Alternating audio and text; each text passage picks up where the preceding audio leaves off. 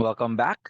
So this is lesson 2, principles of exercise. So I would like to apologize for the previous video, which is 1 hour and 19 minutes. But I assure you that everything that I have talked about there is essential in your learning and in the process of understanding our topic. Okay, so I hope you understood our topic about fuel for performance. No, pagkaon pa lang ito tong istoryahan taas na kaayo. Unsa na lang kahag ang ato ang future duha. Yak mo ra. Okay, principles of exercise.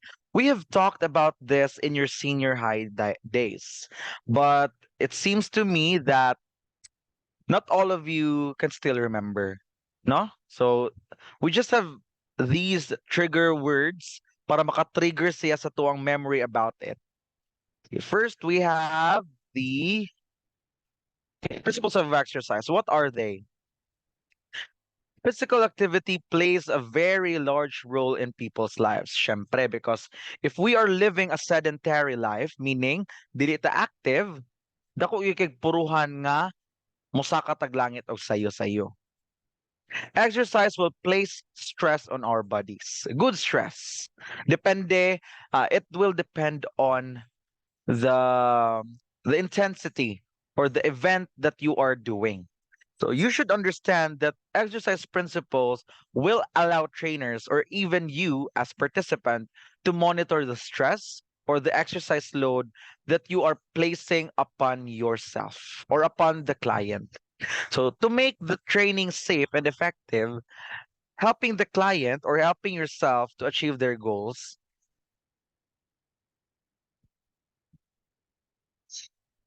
is very important in the principles of exercise. Kalagot kining ilong. Again ha, principles of exercise will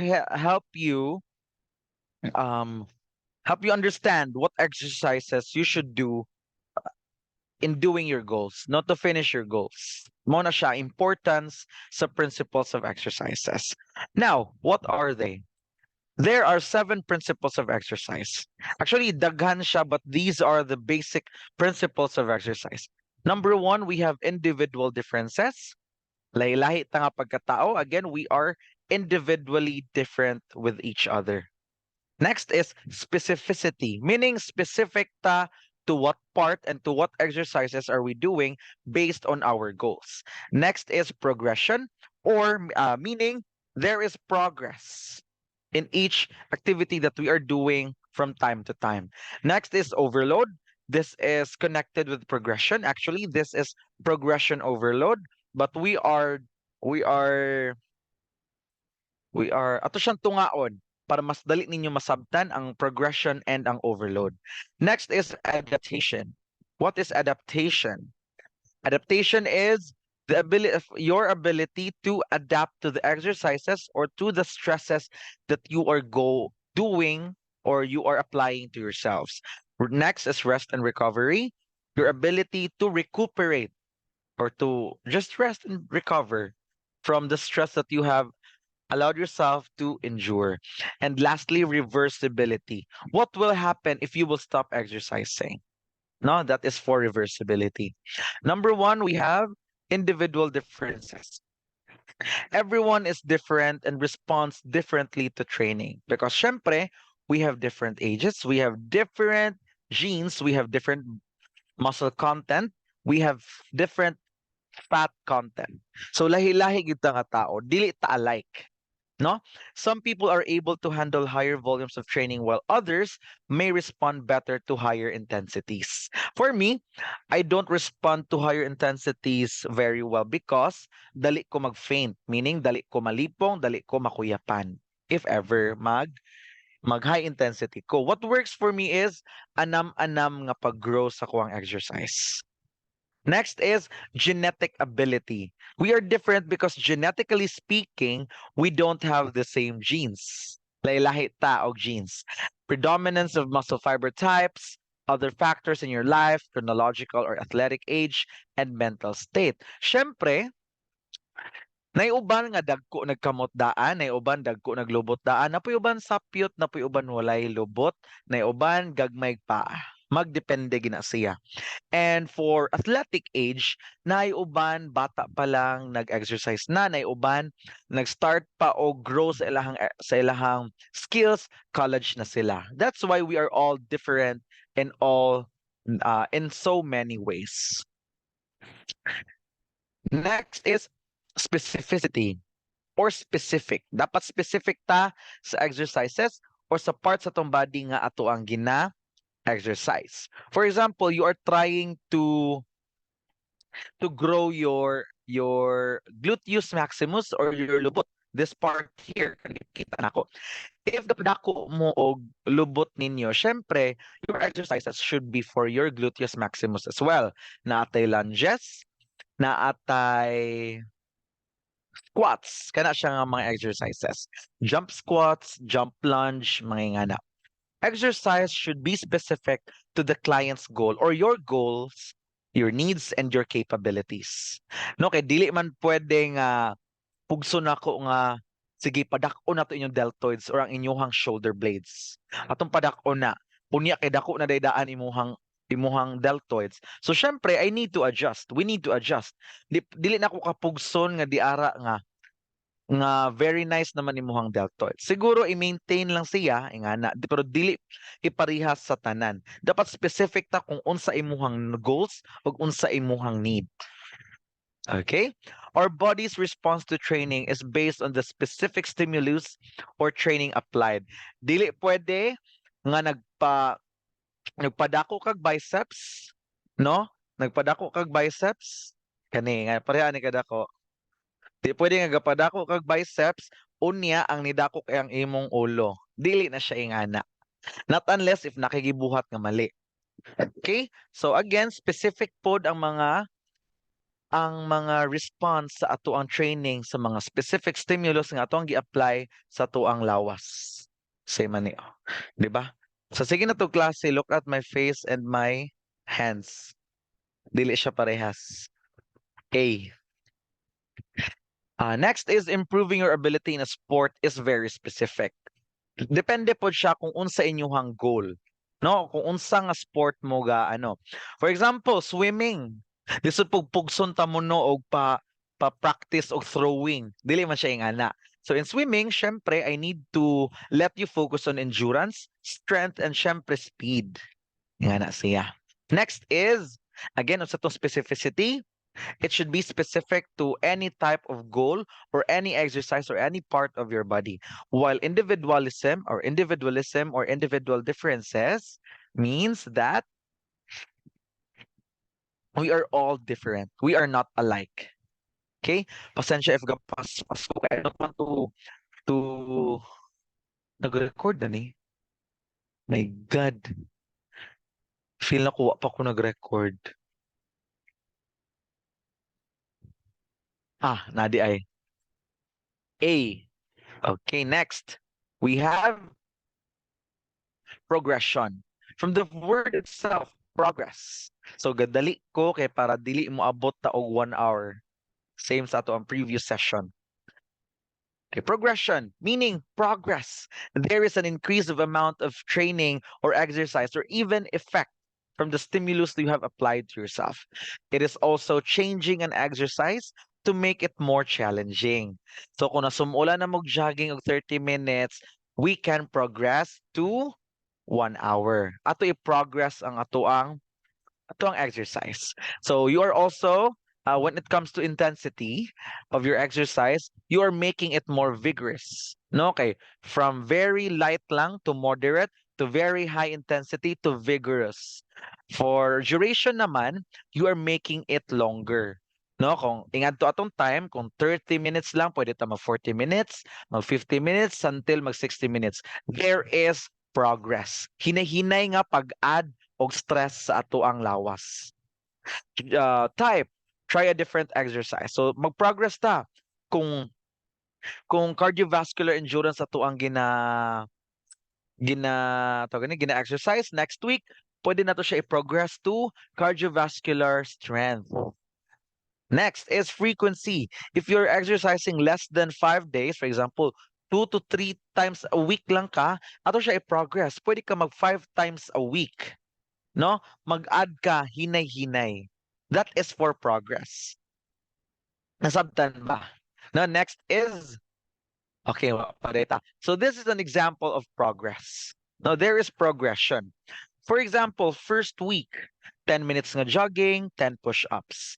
Pagka second week, 20 minutes jogging, 20 push-ups. Third week, 30 minutes jogging, 30 push-ups, and so on and so forth. Then you can see that there will be changes. No, look at this first picture. This was me 6 years ago.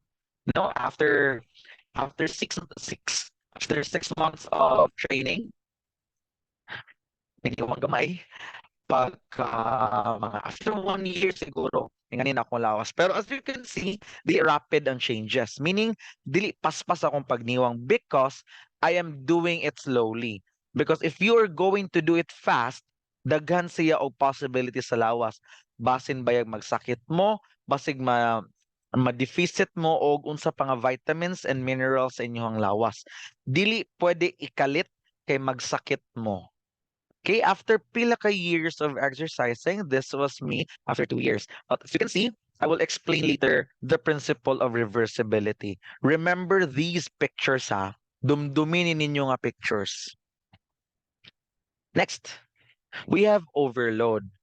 So ano niingon man si sir nga si progression and si overload parehara. I mean, not parehas, but they can be together. Because ang overload, to increase strength and endurance, you need to add new resistance or time intensity to your efforts. Ganina sa progression, hinay-hinay nga i-add. Ang sa overload naman, hinay-hinay po siya nga i-add. But they are not the same, ha? This works in concert with progression. No, they work together, but they are not the same. Any demanding exercise attempted too soon risks injury. Ang pasabot sa overload, meaning, kung 20 lang ang imuhang kaya karon, pagka next week pugso ni mog 30, ana mo na siya overload. Pero careful mo because you might risk yourself from injury. Exercise at a level beyond which it is presently accustomed for a training effect to occur.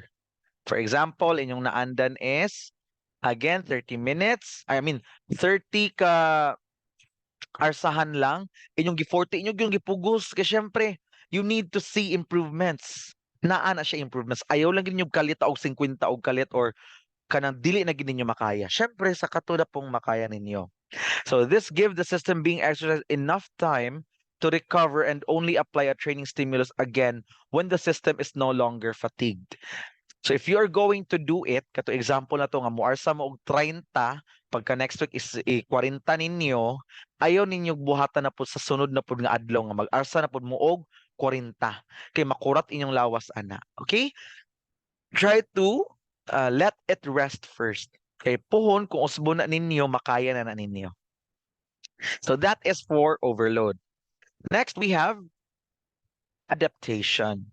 So just like this bird camouflaging from its environment is the same sa atua people, no? Syempre, if maanad na ta sa mga butang-butang, if maanad na mo gukdon or magpaghukod, syempre maanad na ta nga ing-ana ato situation. Okay? The body becomes accustomed to exercising at a given level. For example, amo ang office sa Gen Ed is dito ara sa duol sa CBA nga office. Gibalhin mi sa third floor. At first, kapoy gid siya sakag naog kay imagine third floor steep pagid ka inyong steps and kada adlaw magsigimig naog saka naog saka. Kapoy gid siya class and sakit gid kay sa paa. But niabot na mag 1 month, naka-adapt na ko. Although kapoy gihapon but not the same sa una nga among ma-feel. Meaning there is adaptation, there is changes. So adaptation results in improved efficiency, less effort and less muscle breakdown at that level. So sunod pwede na nako ni joggingon sa kanaog ikalima ning kaning amo ang office. Pwede ra jud ko muna og bisag wa koy buhaton. No? Kay maanad naman ko ni ka-adapt naman ko sa stimulus nga ni-apply sa ako ang self. Also, it is the change does change in stimulus via higher intensity or longer duration in order to continue improvements. Siyempre, if naay adaptation, you should also apply progression. Kay maboard inyong lawas ana, wala na siya effect sa inyo hapon. Kaya siyempre, if naanad mo jogging 30 minutes, Ginoo ko, kapuyon na mo ana kay ay uy boring naman kay ni. Dungagan. Pwede ninyo while jogging mo mag-ambak-ambak mo. At pohon, maka-adapt na po inyong lawas ana. Same holds true for adapting to lesser amounts of exercise.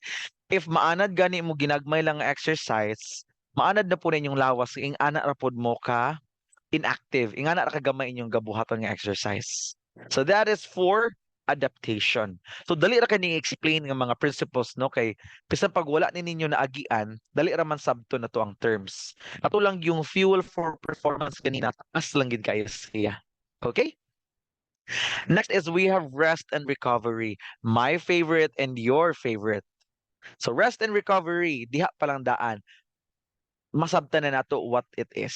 Rest meaning magpahulay, recover to regain what has been lost. No, kung nawad-an tag kusog, syempre mag-rest ta to recover. The body cannot repair itself without rest and time to recover. Mao nang ako yung gina-stress class. If kapoy na gani mo, hunong gid mo. Ayaw pug sa inyong selves kay magsakit niya mo or kung dili ma-injure mo. Okay? This ensures your body, rest and recovery, that it does not suffer from exhaustion and overuse injuries. And the more you train, the more sleep your body needs, despite the adaptations you have made to said training. Class, dili pod pasabot nga naanad na mo ging ana, dili na pod mo mapahuway. Okay? Kung naanad na mo magsigi og saka na o magsigi jogging, kunya to the point nga makfeeling yung ay di naman kapoy, you still need to rest and recover. Kaya syempre, you are losing a lot of energy coming from food and energy nga na ay mga nutrients. Syempre, uh, you need you need more rest and recovery to recover. Okay? So that is for rest and recovery. I guess this is the last one for the principles of exercise. Napanay tayo, reversibility. Reversibility. So if you can still remember my picture before, okay, pakita ha. Tara, progression, 'di ba? From tambok to niwang nga nagka-abs pagamay o nagkaunsa pa nang naa di ara. So that is for progression. How about reversibility? From the word itself, reverse. Sige, balihon na to ang picture. Take a look at this one. From regular weight training, you will build muscle bulk. And if mag-stop mong exercise, the training and muscle bulk will be lost as well. No? You will lose the ability to successfully complete specific exercises. Mauning nahitabo sa atua for 2 years. Di ba kabantay mo, if dancer mo before or if ga-gym mo before or ga-exercise mo, kapoy siya ibalik. Right? No? Beneficial effects of training begin to be lost as soon as training stops. Mo nang si Sir karon nga nanambok pod because for 2 years nga nagtudlo ko na stop pod akong pag-exercise. Akong diet na stop because when we are stressed class, we tend to eat more. No, we tend to think of food nga makasatisfy sa tua. For me, kaon yun and luto. Mo ginakapatambok sa kuha. No? Stress pod sa pag-eskwela, ginagmay lang, pero kaon gyud siya. Because nawa naman po akong pag-exercise. So, na-reverse ang effect sa exercise. When training is stopped for prolonged periods, the adaptations from previous exercise will be lost. So, kung naanad na mo 30 minutes og jogging, nag 1 hour na mo, naanad na mo 1 hour, nihunong lang gani mo og 1 month, kapuyo na po magbalik ana. That is the principle of reversibility. Kanipod. If kaila mo ni Vin Diesel, kanin sa first picture, Vin Diesel ba ni? Oo, nagsiya ni. Kita ninyo, wow, grabe ka kuan. Grabe ka bulk niya. Nahitabo, na-stop siguro yung gigs, na-stop yung mga trabaho, wala na siya ga-workout. Look what happened to his body. Pero probably, basig nag-bulk siya. Kaya pwede man gud ta magpatambok usa, aya ta magpaniwang balik. Kabalo mo nga no na? because ang tendency mong gudana is na-form na ang muscle sa tong lawas. So syempre, kung magpaniwang ka usab ay magpadayon ka og gym, muniwang kag samot. So imbes nga nagpadako kag muscle ni gamay ka. So nay uban nga gapa-bulk, mo na ginatawag nga gapa-bulk or gapatambok kay para muniwang usab maporma nga mas dako ang ilahang porma. Okay? Mo nang gakahitabo sa uban. Ang nahitabo lang gid sa kuan ni lapas na kog 2 years og pa-bulk. Mo nang nanambok ko. Okay, same with the other picture, ingana ang reversibility. Okay, so 'di ba? Dali ra kay nahuman. I will also be discussing to you lesson 3. Kay dali ra makay ang FITT. Dali ra kay nimo human nga lesson. Okay, so here are the references I used. So if you do have questions, please comment in the comment section. Okay? Now, I have a question, no? I want you to comment it on the section below, comment section below. Without looking at my slides, no, just remembering. No, this is just a drill. Unsa ang adaptation? Okay, number 1, what is adaptation? I want you to comment your answer para ma-recall lang nato, para pag quiz nato dili magsalimuang og answer. Sige, what is adaptation? Number 2, what is progression? Sunod, pwede rin ninyo i-pause. Next is, what is overload principle? Sunod, what is rest and recovery? Sunod, individual differences. Sunod, reversibility. And I guess maora. Taba ko nalimtan? Okay, so katutanan akong ipang mention. Please answer. Dili ko ganahag English yung gikan sa internet. Bahalag Bisaya basta gikan sa inyong answer. Mas prefer na ko ang Bisaya kay para pag-record na ko, pagbasa na ko sa inyong answer, makaingon ko nga, uy, perfect, nasabtan niya. Okay ba? Sunod is lesson 3. Lesson 3, wait for a while.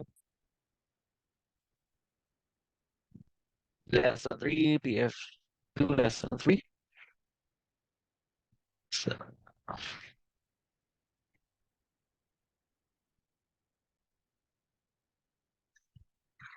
now we have lesson 3. So, dali ra tanahuman sa to ang lesson 2, which is principles of exercise. Now we have another principle, the FITT principle, which is under the overload principle. Hindi ko siya entirely under overload principle, but sa ako ang observance, pwede siya under sa overload. Kaya ang overload man good, di man siya pasabot nga bundakan nimo og katabi taong 30 reps sa kuan kibali, 30 push-ups kibali. Pagka next week nag 40 ka, nana pagka next week na pod another 50. So we need to apply the FITT principle para dili makurat inyong mga lawas. Dili siya wah, na. Sige, what are the FITT principles? We have frequency, intensity, time, and type, or the FITT principle or FITT principle. So prescribed to people to improve health, similar to pharmacologic interventions. A straightforward guideline for revising and improving any workout plan. And these are goals. There are goals that will be different based on age, sex, current fitness level, and available resources. Mo na akong giingon sa inyo ha, if we are going to make an exercise program, careful mo og pangopya kay basing inyong makopya kay atong padakog lubot unya, lalaki di ay mo nang opya mas babae ni dako na yung lubot. Napoy uban nga basing mamali og kopya imbes pampadako og deltoids, agoy sa panlalaki man nila na kopya. So ang babae ni dako ang diriya. So magdepende gid siya because we have different goals, no? Okay. We have frequency. Frequency or how often you will exercise. No? This often depends on various factors, including the type of workout you're doing, how hard you're working, your fitness level, and your exercise goals. Kay di man ingon nga basta gisayunan ka sa mga exercise, unya siya kay gilisuran. So syempre, diha gyud sa frequency palandaan maglahi na mo. Example, ako ang pag-push up nga makaya kay 15. So ako ang frequency sa pag-exercise ana is akong push up kay kunang 3 times a week.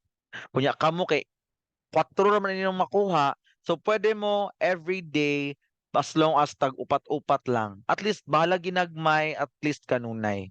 No? This is usually measured in days per week. No? Kada adlaw ni siya or pila ka adlaw nga makaya ninyo siya. Mo na siya ang frequency or how many or how often times you're going to do the exercise. No?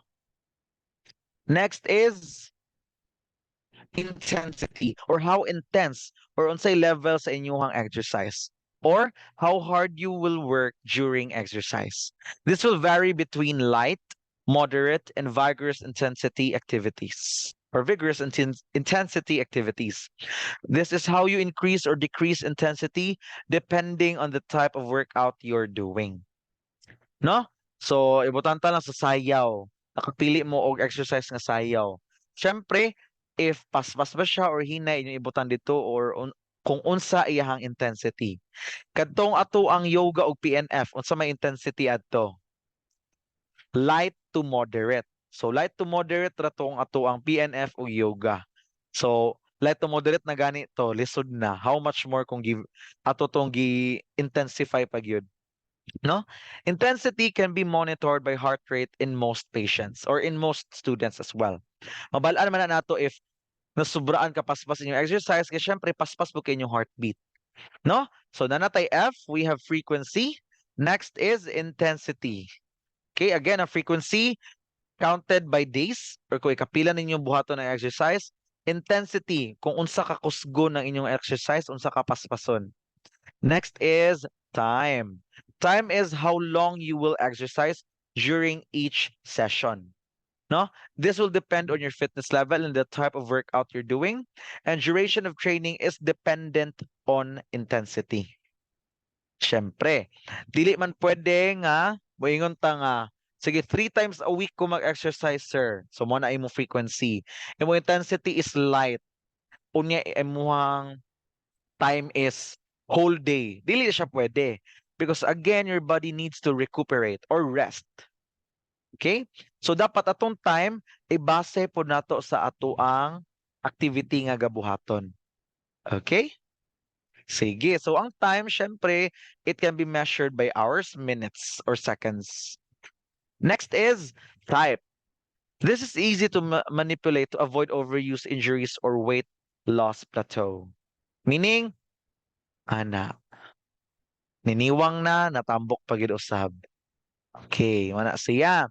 So type, we have cardiovascular, we have strength, we have flexibility, we have balance. Unsa pa ganito uban? For our next question, unsa ang mga skill-related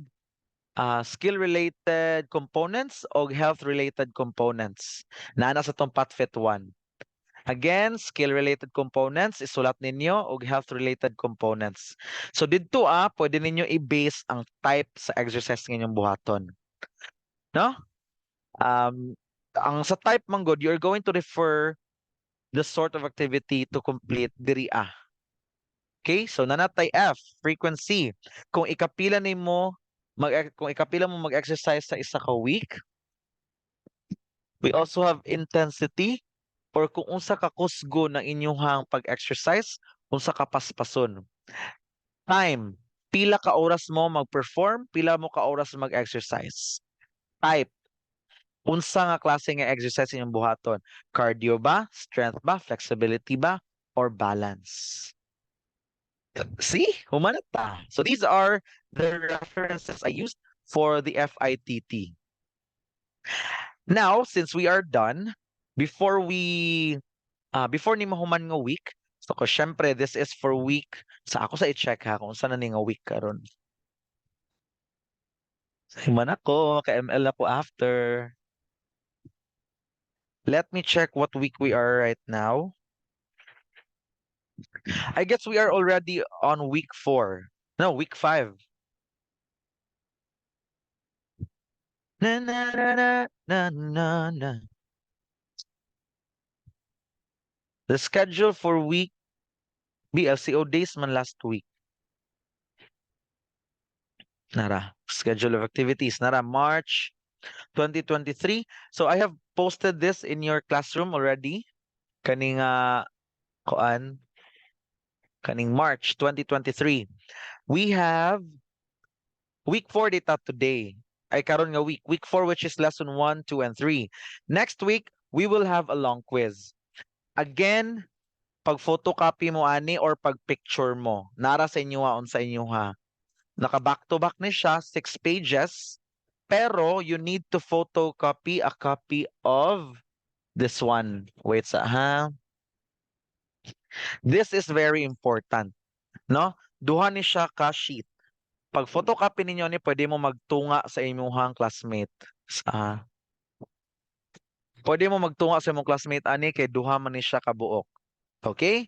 If wala mo yung ani mag-quiz ta, I am sorry to tell, dili ta mo ipa-quiz. Okay? Wala ta, dili ta pwede magsulat-sulat. We are avoiding writing kay para ma-avoid na tong kinopyahay. Again, we will have 3 sets for our quiz. Importante kay ninyo nga makita ni siya o nalang i-share me for a while.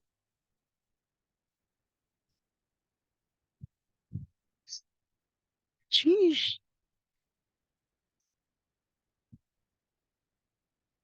It's sheesh. Ay, ayun.